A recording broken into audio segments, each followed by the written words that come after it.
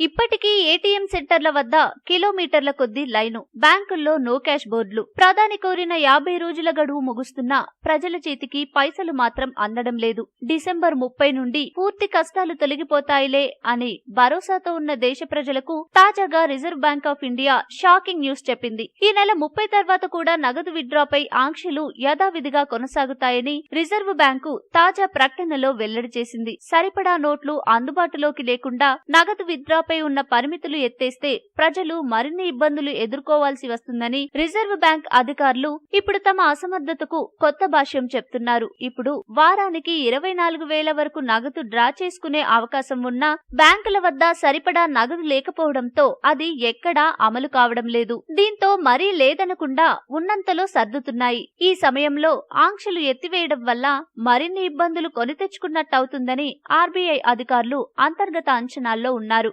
ఆంక్షలు ఎత్తివేస్తే తీవ్రమైన ఆర్థిక కొరతతో అల్లాడుతున్న ప్రజలు పోలోమని బ్యాంకులపై పడే ప్రమాదం ఉందని, అదే జరిగితే ఈసారి బ్యాంకుల వద్ద గొడవలు, విధ్వంసాలు జరుగుతాయని భావిస్తున్నారు. ఎందుకైనా మంచిదని 2 లేదా 3 నెలలు ఆంక్షలు కొనసాగించడమే మంచిదని నిర్ణయానికి వచ్చారు. నగదు లభ్యత పెరిగే కొద్దీ ఆంక్షలను కూడా క్రమంగా సడలిస్తూ పోవాలని మాత్రం అనుకుంటున్నారు. దీంతో ప్రజలకు ఇప్పట్లో కరెన్సీ కష్టాలు తప్పవని స్పష్టమైపోయింది.